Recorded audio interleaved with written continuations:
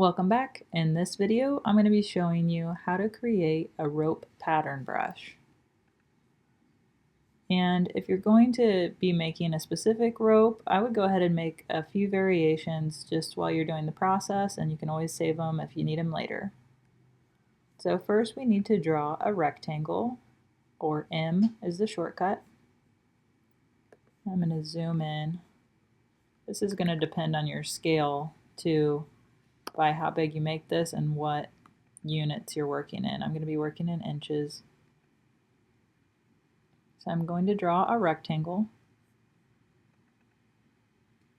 and I'm going to add a stroke on this one. Now, using the direct selection tool, or A for shortcut, I'm going to select and hold down Shift both corners, and this is Adobe CC, so I can click on these little nodes in the corner for corner radius, or you can type in the value, but I'm doing it all the way, which is 0.18 inches. Next, I'm going to rotate this 45 degrees.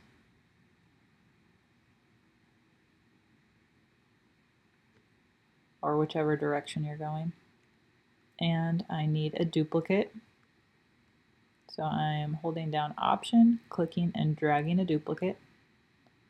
And to line these up, we're going to go Command Y, which is our outline view. You go to View right here, toggle between Preview and Outline View. And I'm going to hold Shift to line these up. While in outline view, I'm going to grab the rectangle tool again, and we need to align the centers of both of these objects. If you don't have Smart Guides on, you can turn that on by going to View and Smart Guides, Command U on the Mac or Control U on PC.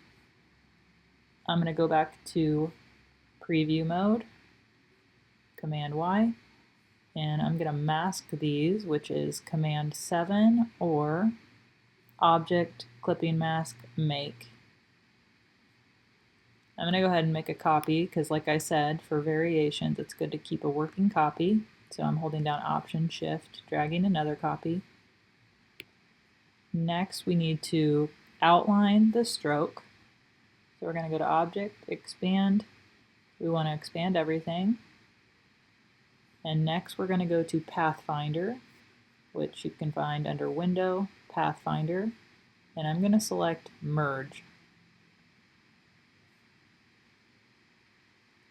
Next, go to your brushes, which is Window, Brushes, F5, and we can just drag this into the palette.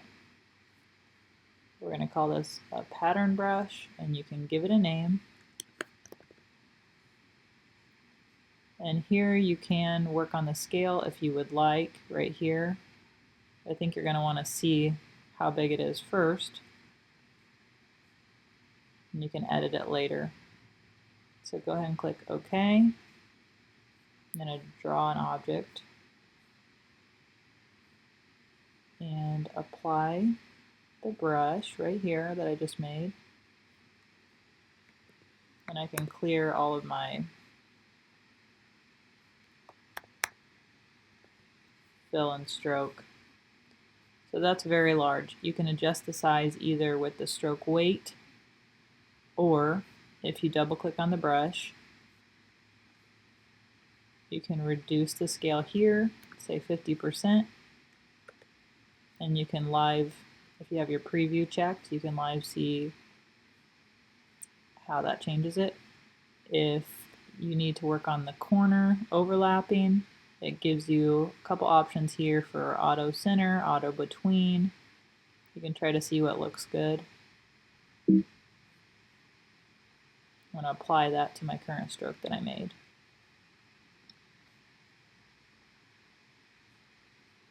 So this can be applied to any shape. If I do a circle,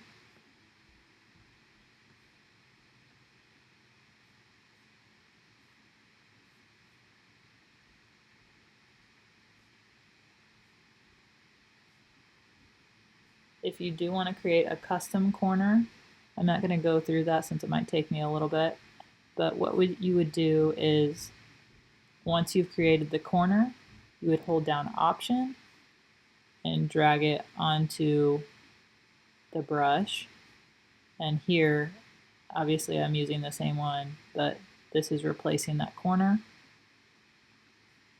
If you wanted to replace the inner corner, which is this box, you can hold down Option and drag it for this area, that tile.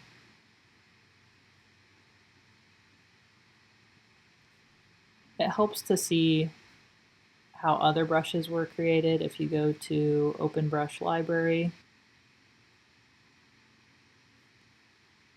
So for instance, in this palette, if you drag out the pattern brush,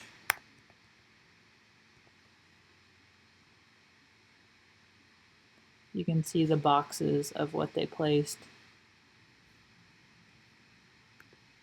If this video helped you out, please like the video and subscribe. Thanks for watching.